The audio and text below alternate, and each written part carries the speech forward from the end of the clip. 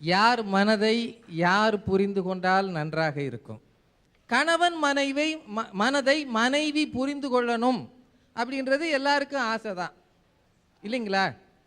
அதுக்காகத்தானே பொண்ணு பார்க்கவே போகிறோம்.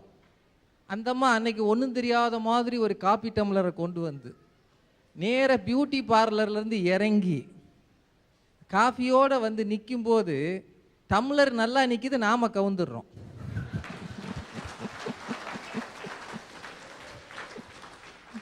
ஒன்றும் தெரியாத பாப்பா உலகத்திலேயே இருக்காதுன்னு நாம் அன்னைக்கு புரிஞ்சுக்கிட்டதா நினச்சோம். கல்யாணத்துக்கு அப்புறம் ஐயா சொன்ன மாதிரி தலைகீழாக போகுது. மனைவிக்கு கணவன் மனசை புரிஞ்சுக்கிறதுக்கு வாய்ப்பு அதிகம். ஏன்னா சொல்லி சொல்லி அனுப்புகிறாங்க. கல்யாணம் ஆன உடனே இந்த பெருசுகளாக கூடி அனுப்பும் பாருங்க, பார்த்தா அப்ராணியாக தெரியுது. அப்போவே நமக்கு ஒரு பட்டம் கட்டிடுவாங்க.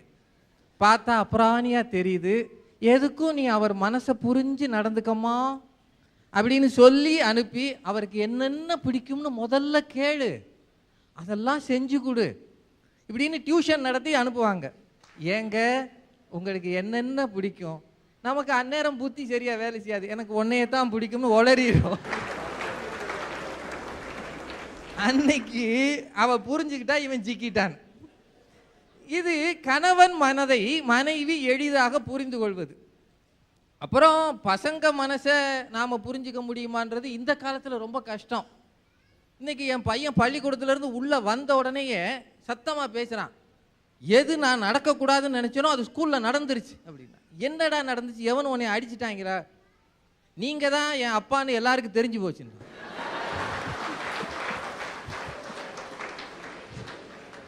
நான் பையன் நொந்து போன இதில் என்னடா பிரச்சனை? நான் தான் உங்கள் அப்பான்றதுக்கு என்னடா பிரச்சனை? நீங்கள் சரியாக டிவியில் பேசலைன்னா எல்லாரும் என்னையில விசாரிப்பாங்கன்றா.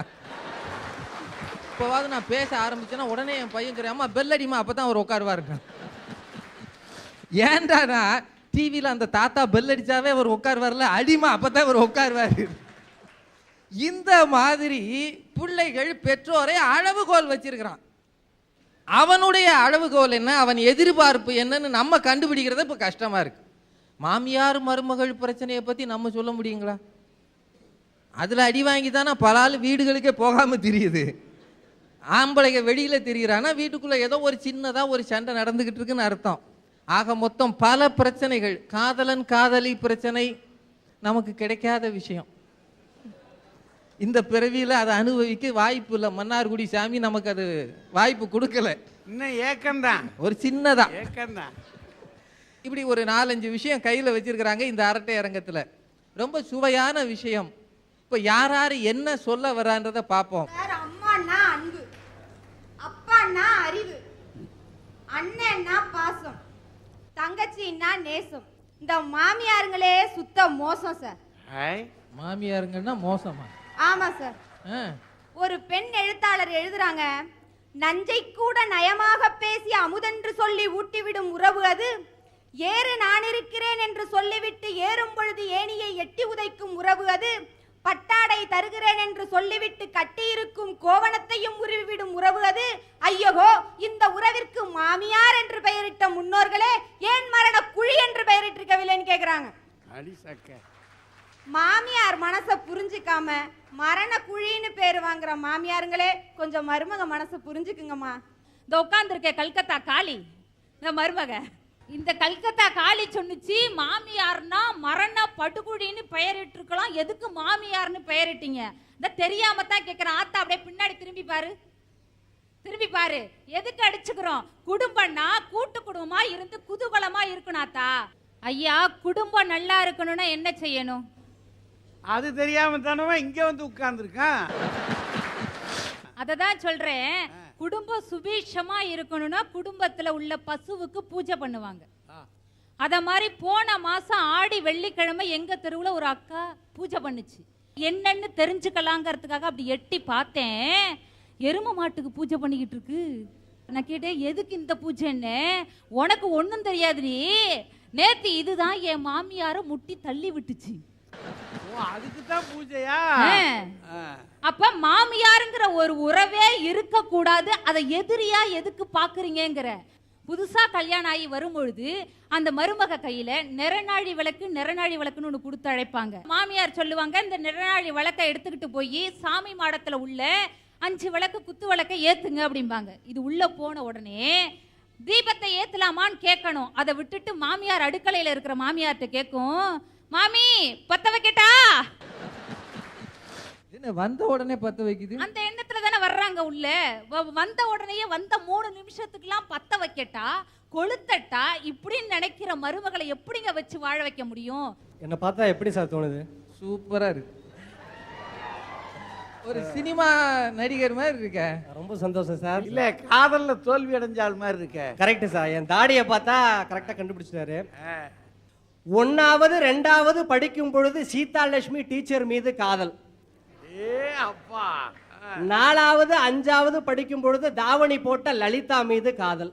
7வது 8வது படிக்கும் பொழுது பக்கத்து வீட்டு பரிமளா மீது காதல். 11வது 12வது படிக்கும் போது எதிர்த்த வீட்டு எலிசபெத் மீது காதல்.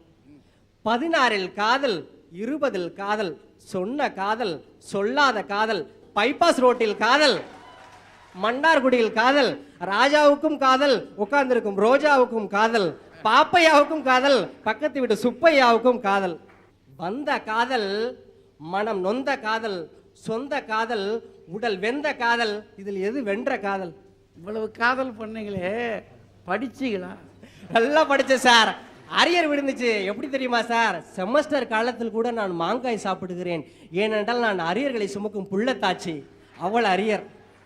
இதுக்கப்புறமும் உங்க அப்பா அம்மா உங்களுக்கு சோறு போட்டிருக்காங்கன்னா அவங்கள சொல்லணும். ஏ தெற்கு தெரு தேவதைகளே, ஏ வடக்கு தெரு வசந்தங்களே, ஏ மேல தெரு மேனகைகளே, ஏ கீழே தெரு கீதாக்களே, எங்களை நடுத்தருவில் நிற்க வைத்த ராஜாத்திகளே, காதலர்கள் மனசை புரிஞ்சுக்கங்க. சீனி சக்கரை சித்தப்பா சீட்டில் எழுதி நக்கப்பான்னா. இது என்னப்பா கேள்வி இது? செக்க செவத்த கடவா உன்னை செவுத்துல ஜாத்தி அளவா? உங்களை இல்லை, நான் வேணா விலகிக்கிறவா? நான் உங்களை சொல்லண்ணே. பக்கப்படுத்த கிழவா பாயில ஓட்டு அளவான்னு ஆளாளுக்கு அழுதுட்டு கிடைக்காங்க. நம்ம குடும்பத்தில் 2 பொண்டாட்டியால சிக்கல். நம்ம குடும்பம்னு சொல்ல, என் குடும்பத்தில் நீங்க தப்பா நினைக்கக்கூடாது. நான் ஏன் தப்பா நினைக்கிறேன்? உங்க வசதி, உங்க வாய்ப்பு. தப்பா நினைக்க வேண்டியது உங்க வீட்டுக்காரமா தானே. எனக்கு என்னையா பிரச்சனை? நீங்க வைத்தறிக்கப்படுவீங்கன்னு தான் நான் சொல்லுவேன். ஐயோ, எனக்கு பிரச்சனையே இல்ல. ஒண்ணு என் பொண்டாட்டி, இன்னொன்னு எங்க ஐயா பொண்டாட்டி. அப்படி வர்றீங்களா? புருஷனை புரிஞ்சிக்காத பொண்டாட்டி, மாமியால புரிஞ்சிக்காத மருமவா, மருமவளை புரிஞ்சிக்காத மாமியா, அத மாதிரி காதலனை புரிஞ்சிக்காத காதலி. இந்த சீரழிவில் மனுஷன் மாட்டிக்கிட்டு செங்க சுமந்துக்கிட்டு இருக்கான். அதைத்தான் நான் சொல்ல போறேன். இப்போ உங்க ஊர் எது? எங்க ஊரு மதுரைன்னு நினைக்கிறேன். நினப்புல தான் இருக்கா? வேற என்ன செய்யறது? குழப்ப அங்கங்க இருக்கு. உங்களுக்கு என்ன செய்ய முடியும்? ஐயா உங்க ஊர் எது? மதுரை தான். மதுரை தான். மதுரைக்கும் மன்னார்குடிக்கும் எவ்வளவு தூரம் சொல்லுங்களேன். ஒரு 500 மைல் வச்சுக்குமா? சரியா சொல்றேனே, ஒரு 185 கிலோமீட்டர். 185 கிலோமீட்டர். அப்ப மன்னார்குடிக்கும் மதுரைக்கும் எனக்கு ஏதோ வேற வேலையே இல்லை மாதிரி இல்ல ஆக்கிட்டீங்க நீங்க. தெரிஞ்சுதானே கேட்க, அப்புறம் வருத்தப்படுதிய. அதுவும் 185 தானேங்க. கரெக்டா இருக்கா? சனிக்கிழமைக்கும் திங்கக்கிழமைக்கும் ஊடல் எத்தனை நாள்? ஒரு நாள். ஞாயிற்றுக்கிழமை ஒரு நாளா? மதுரைக்கும் மன்னார்குடிக்கும் 185, மன்னார்குடிக்கும் மதுரைக்கும் 185, சனிக்கிழமைக்கும் திங்கக்கிழமைக்கும் ஊடையில ஒரு நாள். அப்ப திங்கக்கிழமைக்கும் சனிக்கிழமை ஊடையில எத்தனை நாள்? என்னையா இது? நியாயமான கேள்வியாது. அத கேளுங்க. இதாயா பெரிய ஆளு நியாயமான கேள்வியாது. இப்படி எல்லாம் ஒரு ஆள் வீட்டுல பேசினா எந்த வீட்லயா நிம்மதியா இருப்பாங்க? அதனால தான் நான் சொல்லுதேன், பொம்பளையால வீட்டுல நிம்மதி இல்ல. அந்த வேதனையை தான் சொல்ல வந்திருக்கேன். அதை நான் மட்டும் சொல்லல, சினிமாக்காரன்னு சொன்னான். ஓ லில்லி ஓ லில்லி ஓ லில்லியே, வாழ்க்கையின் வேதனை தாங்கல்லையே, ஓ மில்லி ஓ மில்லி ஓ மில்லியே, ஊத்திக்க ஊத்திக்க நீ மில்லியே, அருவாமனை போல் அறுக்கிற பொண்ணு மனைவியா அமைஞ்சாடா. அந்த மனைவி கணவனை புரிந்து கொள்ளாத வரைக்கும் அந்த ஆண்மகனின் வேதனை என்பது இப்படி வீதிக்கு வருகிறது. ஆம்பளை குடிக்கானா எது குடிக்கான்? நீங்க நல்லா கவனிச்சு பாருங்க. எந்த ஆம்பளையா காலையில குடிக்கானா? இல்ல, குடிக்க மாட்டான். அவனுக்கு திங்கக்கிழமைக்கும் சனிக்கிழமைக்கும் இடையில எத்தனை நாள்னு தெரியாததுனால குடிச்சான். இப்ப குடிச்சிருக்கிறது யாரும் தெரியுதா?